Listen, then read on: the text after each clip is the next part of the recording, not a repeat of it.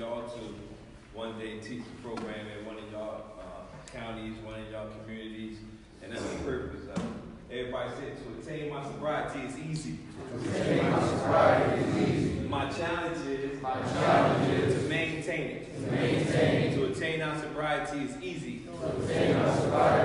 Our challenge is to maintain it. The word obtain means to come into the possession of something. But the word maintain means to keep it in existence. And the reason why I came up with those two words is because I noticed in my own personal life, 22 years of struggling with drugs and alcohol and prison and all that, I noticed that I was easily able to obtain my sobriety.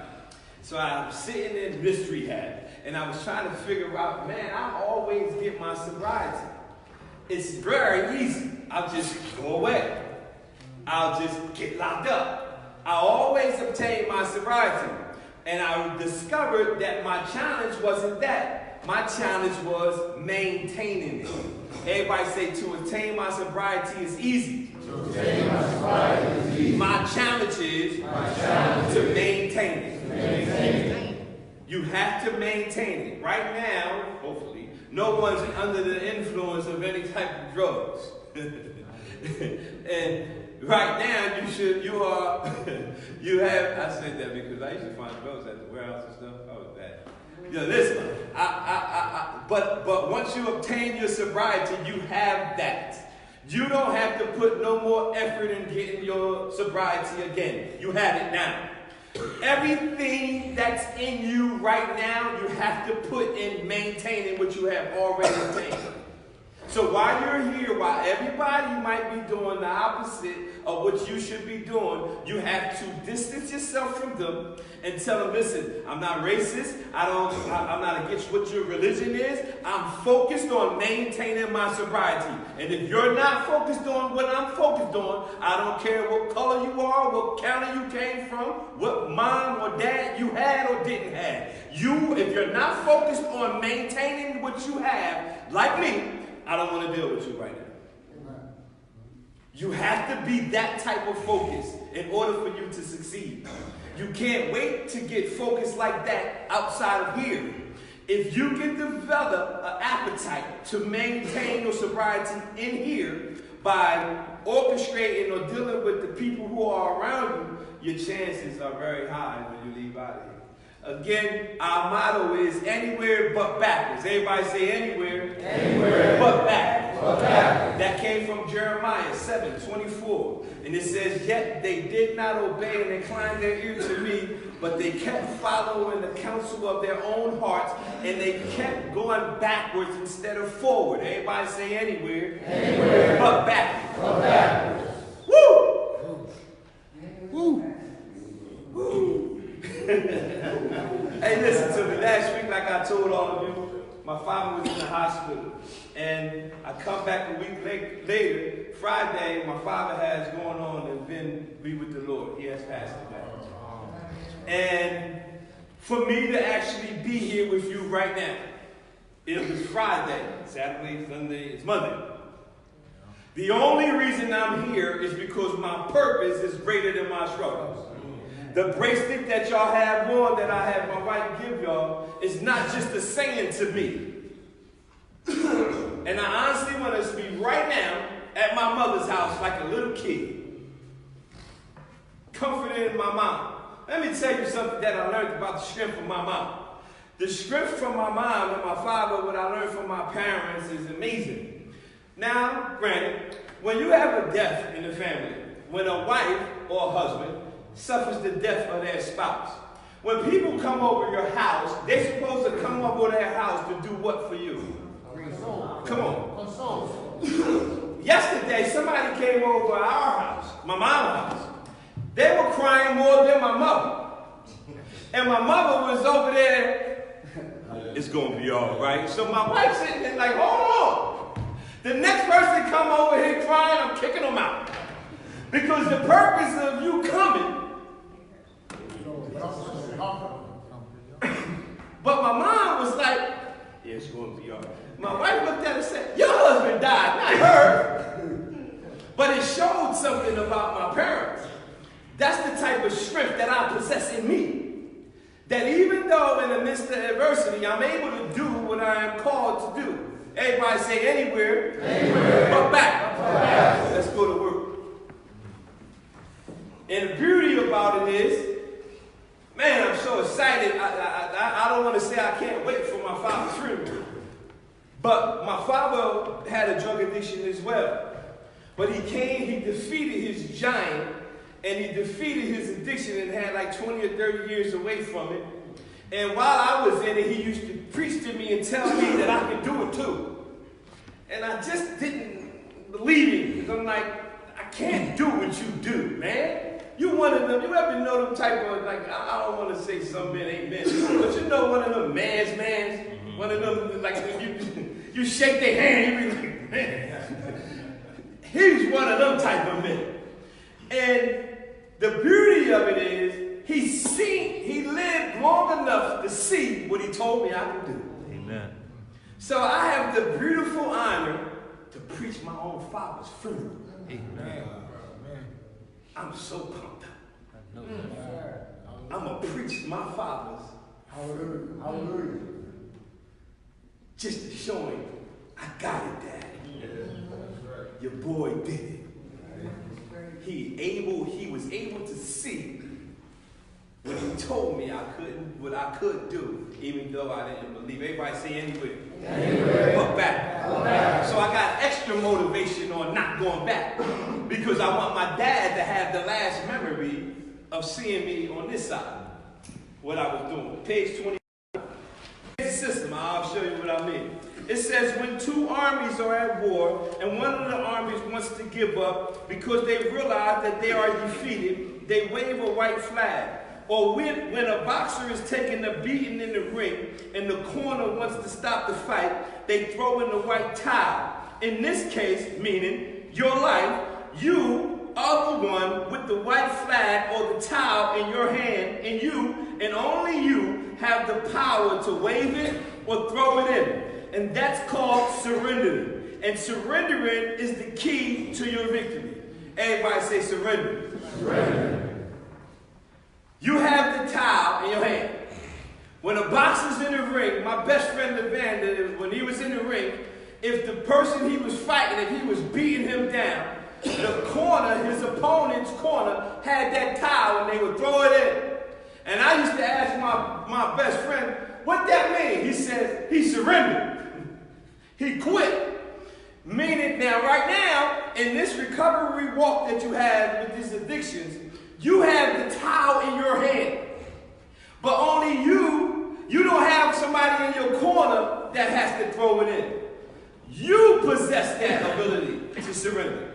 So you have to throw the white towel in. Right now, in an imaginary sense, everybody throw the towel in. Why you ain't throw your hand up? Everybody throw their hand. It might seem simple, but I'm telling you, I told y'all in the beginning of the introduction before that minor adjustments deal with simplicity. You simply have to throw the towel in. Everybody say, I can't change the system. I can't change the system. In a computer, if you don't have to be a computer genius, but in a computer, if you order something in a computer, when you punch in your information for a credit card, let's say you're buying something, and you punch in the information, you order what you wanted, close it out, you get off the computer. If you go back to the same computer, then go to try to order something else again, and you start punching in credit card numbers. Anybody know what happens? Come on, anybody say it. It starts to pop up. What's that? That's called autofill. And what that system is doing is the system is trying to predict that you're going to use the same information that you used before. Now, I'm saying all that to say this. The system is trying to predict, or is going to predict, that you're going to do the exact same thing you did before. But the only way to change that autofill system, you have to manually change it. Punch in a new information. Why am I saying that? When you're in here and you leave, the addiction world is thinking you're going to do the same thing you did before when you come back. Come on, man. But you're going to have to change the system. So when that person when you get out and the people who are still out there using and doing everything, and you come out there clean, they're going to try to feed you the same thing they used to feed you before. But you got to change the system. You got to let them know, I don't do that no more. And please, I need you to show me a little bit more respect. Because honestly, it's a disrespectful thing for you even to come up to me and offer it to me. That's right. That's right. So in order for you to surrender, you have to start at that level too. Because the system is going to predict, he's going to do that again. He clean, he might got a couple of dollars on him too. Usually we save up a couple of dollars. So when we come back shining, the person ain't got nothing like, if I give him one bump. Just one. Just one. If I can start him off, Just one. I get the whole wide. Off to the races. But you got to change the information that you're feeding that system. And the only way you can do that is by surrendering. And surrendering is the key. The word surrender means to give up, relinquish, abandon, or to just let go. Somebody say, let it go. Let it go. Who or what has you not surrendered? If this is not our first time in the rehabilitation center, then it's obviously, instead of us going forward, we must have went back. Yeah, y'all real smart. I know you knew that word. if we're in here for more than our first time, one time, this ain't our first time in a rehab, not this rehab, a rehab period. If we're in here and it's not our first time, then obviously we went backwards instead of forward. So the question is, who or what has you not surrendering? What's stopping some of y'all from surrendering? Anybody? It could be insecurity, it could be something. What is it? Ego. You like the lifestyle. That's what you said? Anybody else? Huh? Ego. Ego. Anybody else? Come on. What's something stopping you? Because you had an opportunity at it before, but you went back to it. So what's stopping you from throwing in the towel? What's stopping you from surrendering? Fear. Old habits. Yourself? Yeah. Fear. Good God. Fear. Anybody else? Relationships. Relationships. Good ones? Parent. Huh? Parent. Ah, yeah, that's true. Not enough pain. Not enough pain. God, okay, when we're thinking about surrender, this is the analogy I always use. I use it for myself. It's like this. My life was, I'm speaking for me. My life was like, it was like God, because I have a spiritual foundation, which is my belief in God. My spiritual foundation, it was like God trying to pull me out of using crack cocaine, heroin, committing crime, and doing all that stupid stuff. But it was like I was holding on to it. God, I was in a tug of war with God. He's trying to pull me out of it, and I'm telling him, man, hold on. He's like, no, I got something better. And I'm like, hold on. But all I really had to do was let that go, and I was going to walk into something better. But I had to surrender this. So the whole time, yeah, it's nothing too hard for God, but it was hard for me to let go of my old past. Because it was a lifestyle that I enjoyed. Because nobody actually uses drugs they don't like. The reason why we do it is because we like it.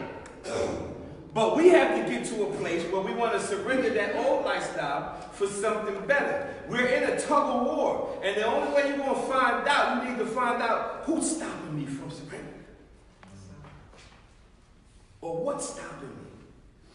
Why do I keep going back? If you ever heard this term, it's a Bible verse, it's a proverb. And the proverb, it says, like a dog returned to its vomit, so will a man or a woman repeat their folly. Now, I never really understood, I love the scripture, but I never really understood what it meant. And then I got it like not too long ago, and I'm going to tell you, and once I tell you, you're going to say, it makes a lot of sense.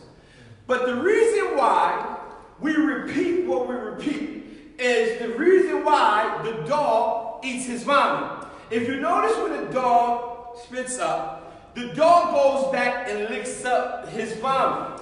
The reason why he licks it up is because he believed that he's eating the stuff he ate when he initially ate it, which was something good.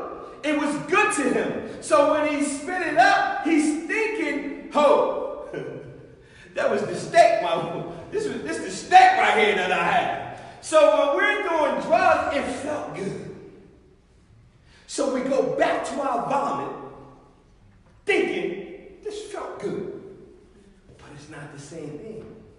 It will never, ever be like your first time. And the only reason we keep doing it is because we're chasing that first time. Let me give you a secret. That first time will never be the same. You can take 20 years off. Go try it. It will never be the first time we did it. Everybody say anyway. What do you think about a person who gives up? Y'all can answer that. What do you think about a person who gives up? Okay. What's the hardest area for you to surrender or change? What's the hardest area for you to surrender or change? Pride. Huh? Pride. Pride. Your mindset. Mindset. Behavior. Huh? Negative thinking, mindset. Behavior. What's the hardest area for you to change? Behavior. Huh? Thinking the system will change. Yeah, that's what we I'm gonna beat this system up. We steady getting more smoked out.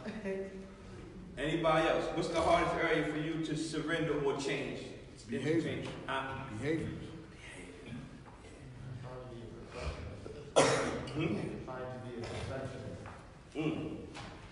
Change, listen, change must be structured. Old patterns get reinforced unless a new discipline is introduced to override the old pattern. What does that mean? Change, if you want to change, let's use his analogy, thinking. In order for you to change your old patterns, you have to introduce your old pattern with a new behavior. In order for you to override it, if you just go off of your old patterns, you'll come here, you'll get clean, you'll feel good about yourself, you get out, you go back to the same neighborhood, and we do it all over. You come in here, you go home, you do the same thing. That's a pattern.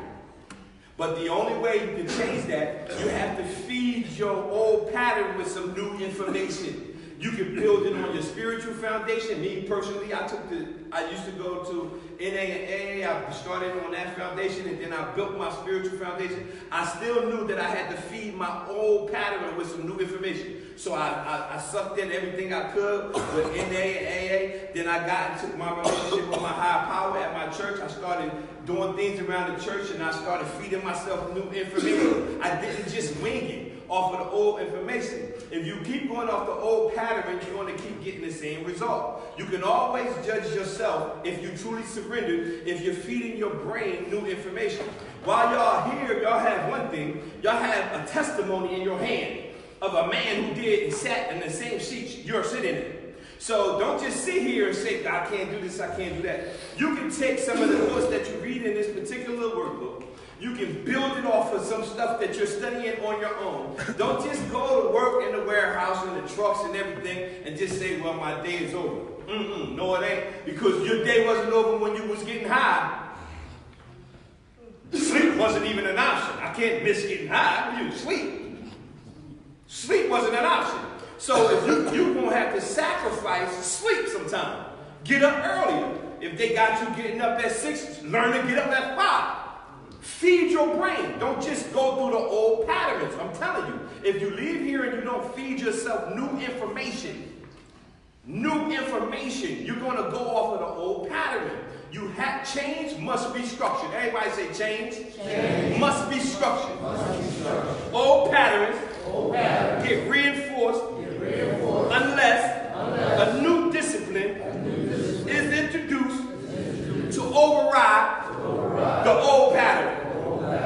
I'm going to print that out and get it to all y'all. Change must be structured.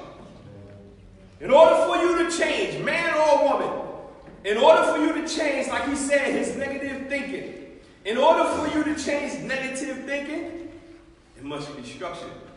And what's the structure? You got to feed it new information. If you don't feed it new information, you're going to keep getting the same result. And I'm not telling you by something I read. I'm telling you something I did for 22 years until August 2009. And this past August, that was 9 years, I have been clean. 9 years, I have been I have been feeding my old pattern. Structured information, new information.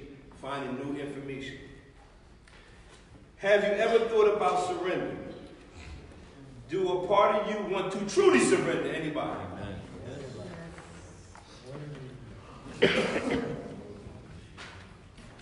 The solution, it says, do a part of you want to truly surrender?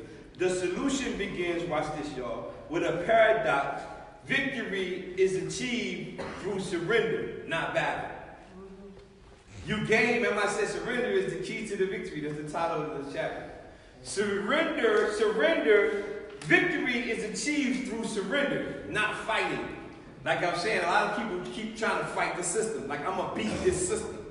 The drug system, the addiction system is undefeated if you keep playing with it. You can't get victory in it by battling it. No, I'm going to do it and you ain't going to make me dope sick. Oh, you do it, you're going to get dope sick. You gotta, your victory is in you surrendering and saying, you know what? This lifestyle is not for me anymore. Your surrender is not in you battling this thing. Don't battle it. Just get out of it. There's going to always be somebody who want to try something. You know how many people you talk to and you did something and you know that ain't going to work and they sitting there trying to convince you it's going to work. And you sitting there like, you know what? You start giving, and say you fixing something and you fixed it, you know how to fix it. You good at tools, you good at stuff. And somebody telling you this, they don't even have the right nuts and the bolts, and you sitting there like, no. And you start giving them the tools like, here, go ahead, let me see you. Because you already know this is not going to, I know it ain't going to work. They turn the water on, water everywhere. But you even give them the tools. That's how addiction is. Addiction will try to get you, drugs will try to get you to negotiate. But you won't really beat it. You only get victory by surrendering, not battling the drug.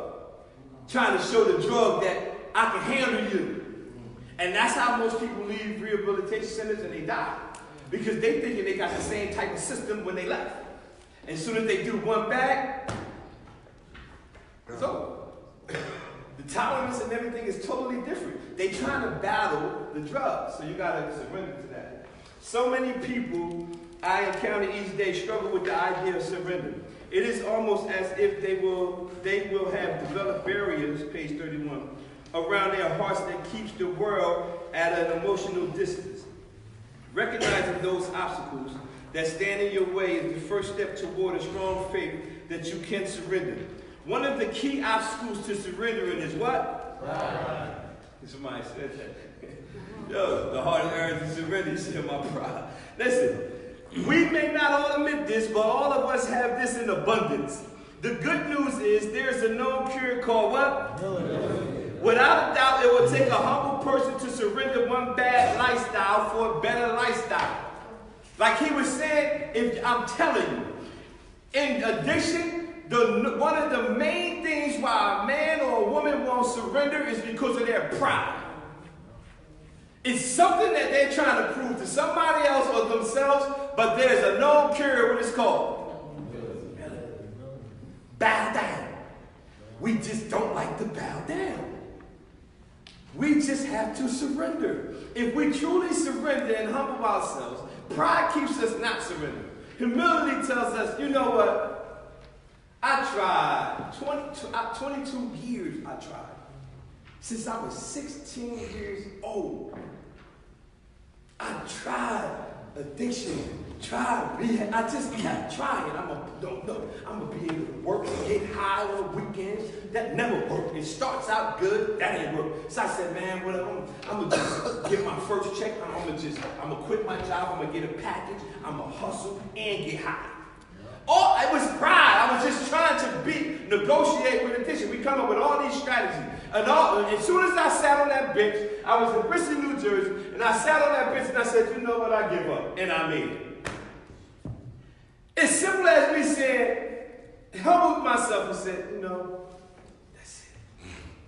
I didn't have no counselor there. I didn't have no pastor. I didn't have no mentors. It was me and the bench, and that bench still there today. I sat on that bench, and I simply said, the white towel. I threw it in. I surrendered. I simply said, you know, that's it. All of y'all are in the possession of that same ability. If you ever get to, I'm not saying you're not there, but if you ever get to that place where you say, you know what? I don't know what career I'm going to have after this program. I don't know what spouse I'm going to have. I don't even know if I'm going to get my kids' relationships back. I don't know. The only thing I know is I'm willing to go anywhere.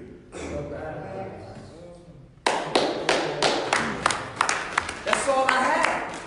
The only thing I had is that I didn't know if I was going to get my wife back. I didn't know if I was going to have a relationship with my 5 kids back. I didn't know if I was going to have a job. I didn't even know if I was still going to have my right mind. The only thing that I did know is that I wasn't going back into that. That was me surrendering. But that took humility. It says, without a doubt, it will take a humble person to surrender one bad lifestyle for a better lifestyle. That's called surrender. When a doctor gives us medicine, usually when they give us medicine, they give us something with the medicine. Anybody know? Say that again. When they give you the prescription, they tell you what? The directions. When you get medicine, the doctors tell you, this is how you take the medicine. If we take the medicine outside of how he told us, we can't come back to the doctor and say the medicine didn't work. Today, the medicine I'm giving y'all is called surrender. And the only thing that you have to do in order for it to work is do what? Go on the white towel. And you can't come back to me and say, hey, I took your mind adjustment program, man, and I ended up on drugs. Well, it ain't mine. I told you what to do in week 3. I taught you. You remember? That was surrender, the key to victory. Exactly. That was the medicine that I prescribed. Surrender is the medicine that I'm giving you. And the way you take it is you surrendering. You can't complain about something that's not working in your life if you're trying to straddle the fence. Y'all know what I mean, right? This ain't a lifestyle. This successful recovery life is not a lifestyle that you can straddle the fence. It don't work for men or women. In a natural, that wouldn't work. Spiritually, it won't work. Recovery, it won't work. You can't do. It won't work. You got to either be all the way over here or just go back over here. You have to surrender. If you cannot, you can't. If you try to play with it, it will lead you on and think that you can do that. But that won't work. How I know? I tried it. I said, I'm going to do a little bit of this, a little bit of that. A little bit of this, a little bit of that. And I noticed the little bit over here and over there start getting a little shorter. A little bit of this, a whole lot of that. This side start getting real little. Everybody say anywhere. But back. Yo, I'm about to get out of here, man. I'm sorry, man. But the next chapter, I'm going to give y'all the next 33, 34, 35, and 36. Y'all read on your own. I'm going to give y'all these enemies of your sobriety, and then we're going to be done. Y'all got that? Yeah. 33, 34, 35. Y'all do it on your own. Really, this chapter, just go through it. But I'm going to give y'all 8 enemies of your sobriety. One of the enemies of your sobriety, meaning these things right here are against you to try to get you to go back. Everybody say anywhere. Go back. One of the enemies of your sobriety, if you ain't got no pen for whoever do, is boredom. The state of being weary and restless through lack of interest. Boredom is one of the enemies of your sobriety. Another one is self-pity, dwelling on one's own sorrows and misfortunes. Self-pity is another enemy of your sobriety. Another one is loneliness, being without company. If you're always somewhere and you're lonely, that's an enemy of your sobriety. Another one is, watch this, extreme happiness, a very high degree of well-being and contentment. You can be too extremely happy. It could be your next door neighbor's birthday. Watch it. It's an enemy of your sobriety. The next one is disappointment, the state or emotion of being disappointed. Disappointment is one of the enemies of your sobriety. When you get disappointed, normally when you're in recovery, that addiction tries to get you to go back because there's a disappointment. Another one is isolation, the condition of being isolated. If you constantly are isolating yourself, that's not a good place to be in. That is an enemy of your sobriety. Another one is, I'm tired, in need of sleep or rest or weary. Don't just exhaust yourself giving to other people, even me. I can't keep exhausting myself giving to people and not get rest and get some sleep, because I'll get tired and worried. That's an enemy of your sobriety. And the last one is intolerant. Watch this. Unable or unwilling to endure. Unable or unwilling to endure. If you notice, when you're in recovery, you're unable or unwilling to endure nonsense or stuff that you have to put up with. But when you're out there actively using, you put up with anything. Everybody say anywhere. Anywhere. But back. If you look at page 32, it says, the greatness of a man's power is in the measure of his surrender. And that was written by William Booth. Anybody know who William Booth is? Founder of Salvation. Who? Founder. He's the founder of the Salvation Army. And he says the greatness of your power is in the measure of your surrender. What he means is, if you want me to tell you how great a man or woman can be, tell me how much they're willing to surrender. God bless you.